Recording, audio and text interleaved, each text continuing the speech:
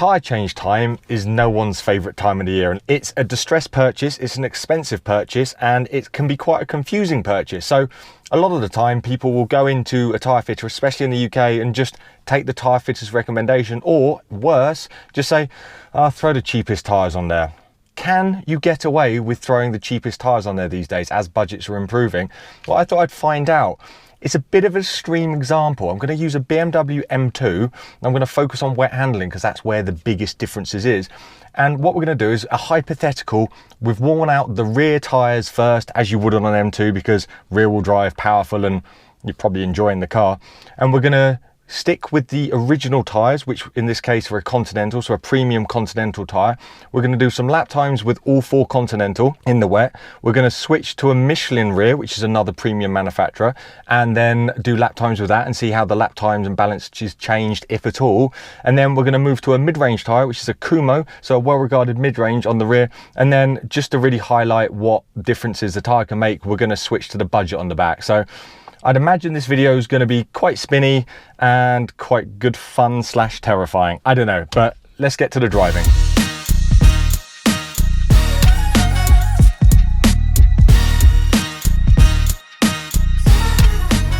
Right, so we picked this video up a little bit later in the test than expected, filming issues.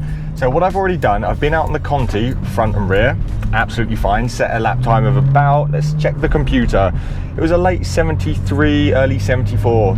I then switched over to the Michelin and had a very similar experience. The balance changed a little bit more to understeer, because the Michelin's probably got a slightly softer sidewall that rolls a little bit more, but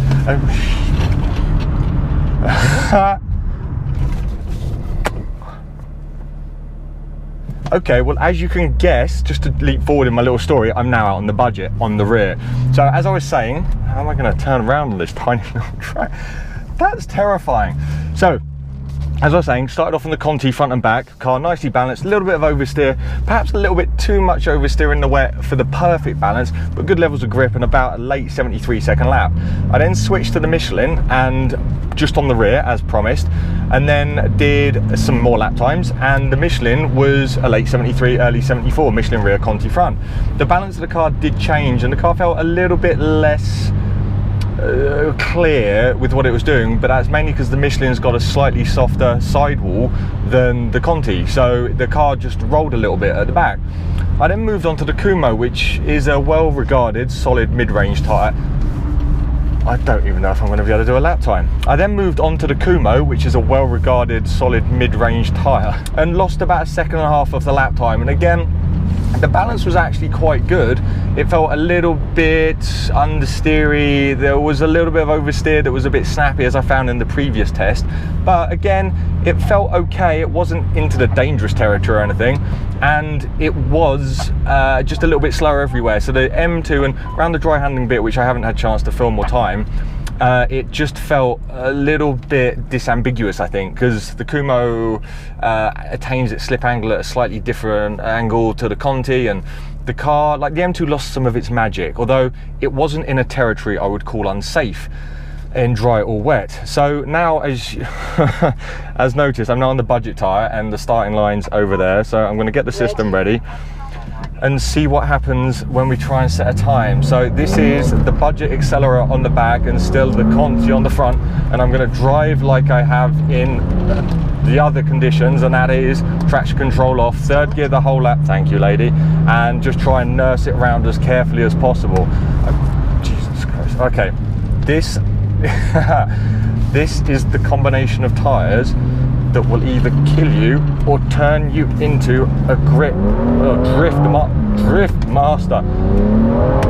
This is really bad. So this wet handling circuit isn't a particularly high coefficient of grip when it comes to, like, God, look at that yaw. When it comes to tracks, it represents a wet road. And if you had this on a wet road, okay, I'm trying to set a time, but it's, you can't do anything. Okay, there's a slow corner coming up. I'm going to actually be really sensible. Brake, turn in, off throttle, and no throttle, no brakes, nothing. That's the rear end coming around. Let's see if we can finish this lap without spinning off. God. Okay. So what I'm learning, or what we should be taking from this, is if you've got a BMW M2 and you want to become a drift master or dead, stick a set of budgets on the back. I know this is an extreme example, but God, this is crazy. This is not something that should be legal on the UK roads, or any roads for that matter. This is terrifying. If anyone does this, there's the time. 8855. So let's, okay, so 8855 versus, what was I saying, a 74. So that's 14 seconds across a lap. And that's trying quite hard. So what I'm going to do is drive at what I'm going to call road speeds. So we're coming up to turn 1 down here. Hopefully the GoPros will have it. Going to brake for what's quite an innocuous bend.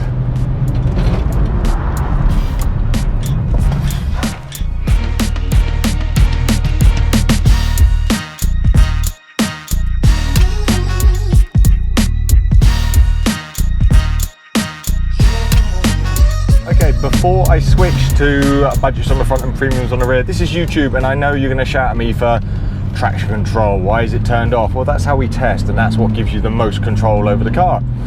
Can traction control save you in this ambiguous situation of premium fronts and budget rears? Well, I have it on, and I'm not going to counter steer like a lot of people wouldn't know how to, and then, well, I'm going to have to otherwise. Wait, so this is traction control on.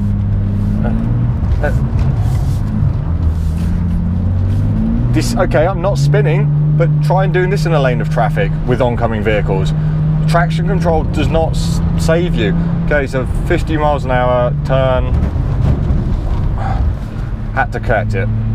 I don't dare not catch it. I don't know what will happen.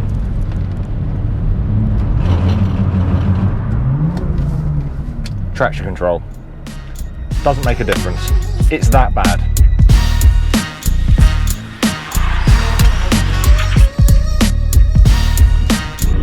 Okay, so as promised, you join me on the other way round, the budgets on the front and the Continentals on the rear.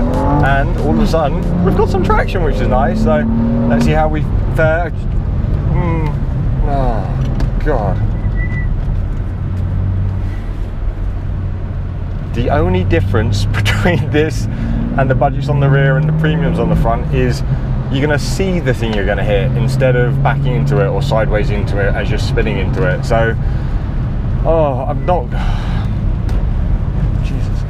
not going to try and set a lap time. Not now. I'm just going to conclude, then I'll probably set a lap time and voice over it. Premium tyre manufacturers such as Continental and Michelin spend a lot of money developing their tyres, and that shows in the performance of the products. When combining the Michelin and Continental, you do get slightly different transient behavior qualities because of how the tyre sidewall stiffnesses and constructions are designed, but what you get is a rough grip balance, which is a safe way of motoring. So the ideal thing to do is, if your car comes on, say, the Continental, once you've worn out the set of rears like you would on this M2, fit another set of Continentals, and then next time when you're replacing potentially both front and rear at the same time, then switch to another brand if you feel like you need to.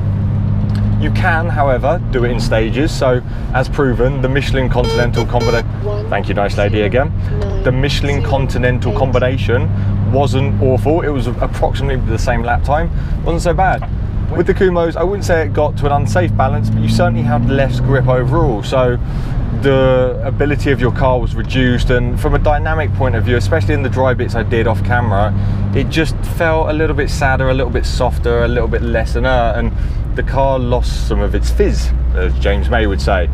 As for the budget premium combination, if you haven't already worked it out, I don't know how it's legal. These tyres are legal for sale, and technically you could go into a tyre dealer with a car like an M2, or even a front wheel drive hot hatch with the OE premium tyre on the front that's been developed with the car, and then just been, stick whatever on the back, whatever's cheapest, and then come out in what is a literal death trap. It shouldn't be legal. I don't know how it's legal, and if anyone knows how I can lobby it for it to become not legal, please feel free to get in touch, because I'd genuinely like to consider doing that, because even at this A label grade, and I think these are an E and wet grip, it's outstandingly bad, like disastrously bad. So thanks to My talky lady loves talking. So thank you to Continental for allowing me to run this video with other competitors' tyres and risking their M2 around their lovely wet handling course. If you have any questions or comments, do ask below, because it's can be a bit of a contentious subject, and I'm not saying every premium and mid-range tyre combination is bad, or every mid-range and budget tyre is bad. You've got to be just very careful when you think about how much money and development the premium manufacturers put into their products and the resulting level of sort of all-round ability. So this is one test, this is wet handling essentially, but there's far more to a tyre. So when you're making big steps between tyres across axles, things can get very dangerous and very snappy, and very suddenly things have gone wrong when you're in an accident. So just keep that in mind.